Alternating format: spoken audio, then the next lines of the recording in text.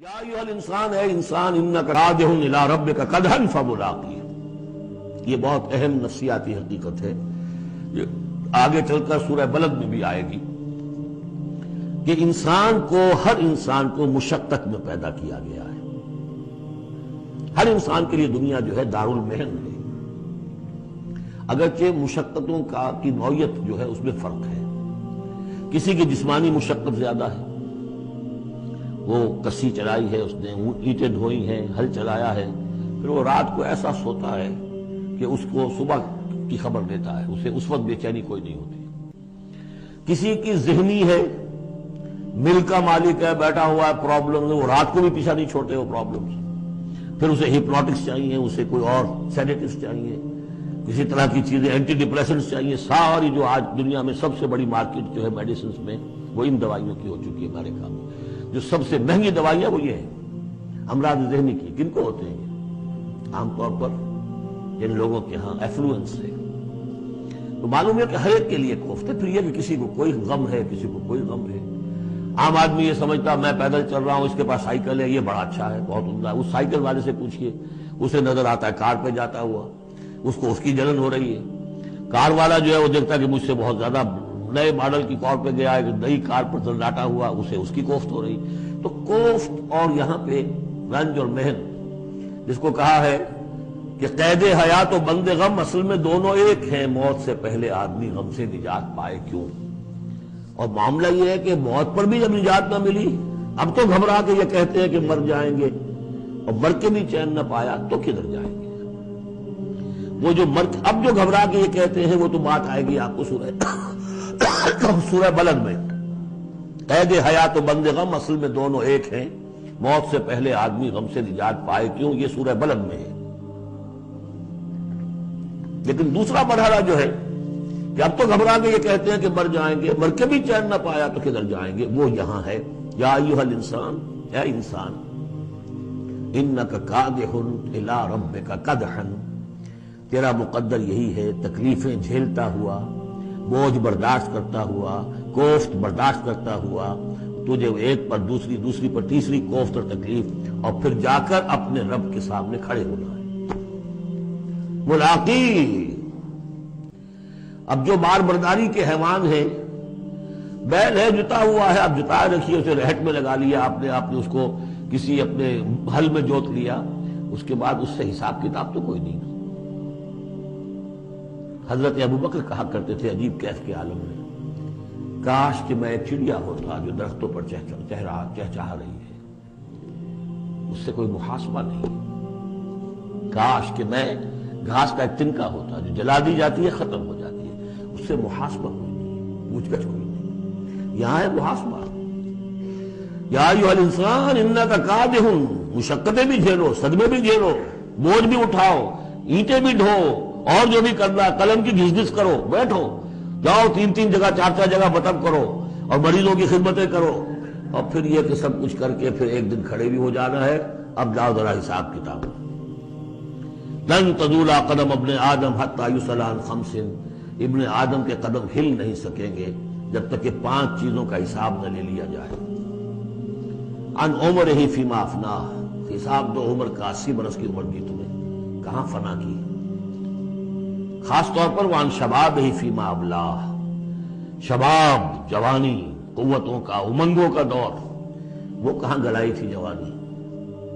وان مال ہی من این اکتسبہ وفیما انفقہ، مال کا حساب دو، کہاں سے کمایا تھا، حلال سے کہ حرام سے، اور کہاں خرچ کیا تھا، عیاشیوں میں، عللوں تللوں میں، یا ادائے حقوق میں۔ واما علم فیما علم، اما عمل فیما علم، اور 5واں سوال سب سے مشکل ہے، جو علم حاصل ہوا تھا اس میں عمل کتنا کیا؟ اس اعتبار سے ایک بات بتا دوں، برا نہ مانے، جن لوگوں نے پابندی سے یہاں یہ آج کون سا دن ہو گیا ہے، 25واں، ان کی سب سے بڑی مشکل ہو گئی ہے۔ اب سب سے بڑی مشکل اب ان کی ہے۔ اما عمل فیما علم، جو علم حاصل ہوا ہے اس میں عمل کا حساب کتاب ہوگا۔ وہ غریب جنہیں موقع ہی نہیں ملا، کبھی کوئی ایسی صورت ہی نہیں بنی کہ ان کے سامنے قرآن کی دعوت آ گئی ہو، ان کے پاس شاید کوئی نہ کوئی عذر ہو۔ ان کے عذر کا حصہ جائے گا ان پر جن کے ذمہ تھا کہ قرآن کی پہنچایا نہیں پہنچایا. لیکن یہ ہے کہ جن تک یہ بات پہنچ گئی انہیں سمجھ لینا چاہیے کہ بہت سخت ہے معاملہ. یا ایھا الانسان انک کادح الی ربک کدحا فملاقیہ فاما من اوتی کتابہ بیمینہ، تو وہ کہ جس کو دی جائے گی کتاب اس کے داہنے ہاتھ میں فسوف یحاسب حسابا یسیرا، تو اس سے تو لیا جائے گا بہت ہی ہلکا اور نرم حساب. وہ ہلکا اور نرم حساب کیا ہے؟ بخاری اور مسلم دونوں میں حضرت عائشہ سے روایت موجود ہے رضی اللہ تعالی عنہا، ینظر فی کتابہ ویتجاوز عن سیئاتہ وَأَمَّا مَن نُوقِشَ فِي الْحِسَابِ فَقَدْ هَلَكَ. یعنی حساب یسیریہ کی کتاب نہ اس کا دیکھ لیا جائے گا بس ایک نظر سے اور اس کی خطاؤں کو بخش دیا جائے گا. لیکن جس سے مناقشہ ہو گیا، جرا ہو گئی، وہ ہلاک ہو جائے گا. حساب یسیر یہ ہے، کوئی مناقشہ نہیں، کوئی جرا نہیں. اللہ تعالیٰ ان سے نرم معاملہ کرے گا. وَيَنْقَلِبُ إِلَىٰ أَهْلِهِ مَسْرُورًا، وہ جب واپس آئے گا اس عدالت کے کٹہرے سے تو بڑا خوش و خرم آئے گا اپنے گھر والوں کے پاس کہ جان چھٹی لاکھوں پائے، اللہ تعالیٰ کی رحمت سے، اللہ کی مغفرت سے میرا معاملہ تو سیدھا ہو گیا. لیکن اب اس کے برعکس کیا ہے؟ وَأَمَّا مَنْ أُوتِیَ کِتَابَهُ وَرَاءَ ظَهْرِهِ، اور وہ شخص کہ جس کو دیا جائے گا اس کا اعمال نامہ اس کی پیٹھ کے پیچھے سے. وہ کیوں؟ دینا تو ہے بائیں ہاتھ میں، وہ بائیں ہاتھ پیچھے کر لے گا، میں لینا نہیں چاہتا تو وہاں پکڑا دیں گے. یہاں حاضر ہے وراء ظہرہ فسوف یدعو ثبورا، اب وہ موت طلب کرے گا، کسی طرح موت آ جائے، میں ختم ہو جاؤں، میں معدوم ہو جاؤں، میرا وجود نہ رہے. ویصلی سعیرا، لیکن وہ داخل ہوگا جہنم میں. انہ کان فی اہلہ مسرورا، بہت اہم ہے یہ مقام. وہ اپنے اہل و عیال میں بڑا خوش و خرم رہا ہے زندگی میں، دنیا میں، حرام سے دن بھر کی محنت کر کے. دیکھیے ایک بات آپ کو بتا دوں، اگر آپ اللہ کے دین کا حق ادا نہیں کر رہے تو چاہے 100% حلال سے کما رہے ہیں، حرام کھا رہے ہیں، اس لیے کہ اللہ کے دین کا حق آپ نے ادا نہیں کیا. وہ جو غصب کیا جا رہا ہے اللہ کا حق، وہ کہاں جائے گا جب تک کہ آپ وہ حق ادا نہ کریں جو دین کا ہے. اس اعتبار سے سمجھ لیجیے حرام اور حلال یہی نہیں ہے، حرام اور حلال کے بڑے مراتب ہیں. ایک حرام خور وہ ہے جو سور کھا رہا ہے، آپ نے کہا بہت یہ تو چھی چھی چھی چھی سور کھا رہا، حرام سب کو معلوم. ایک وہ ہے جو کھا رہا ہے بکری کا گوشت، بکری بھی خود ذبح کی ہے تاکہ کسائی کا بھی معاملہ کو خراب نہ ہو جائے. لیکن یہ کہ وہ بکری خریدی ہے کسی کی جیب کاٹ کے، تو کیا کھا رہا ہے؟ حلال کے حرام. اس کو بڑھاتے جائیے. باطل کے غلبے کے تحت سانس لینا بھی حرام ہے. یہ ریکنسائلڈ، تم نے باطل کو تسلیم کر لیا، ذہن قلبن طاغوت کو تسلیم کر لیا ہے. تمہارا جینا حرام، تمہارا سانس حرام. الا یہ کہ تن من دھن، اپنی صلاحیتوں کا صرف منیمم رکھا جائے اپنے لیے اور میکسیمم جو ہے خرچ کر دیا جائے اس نظام کو بدلنے کے لیے، وہ اس کا کفارہ ہو جائے.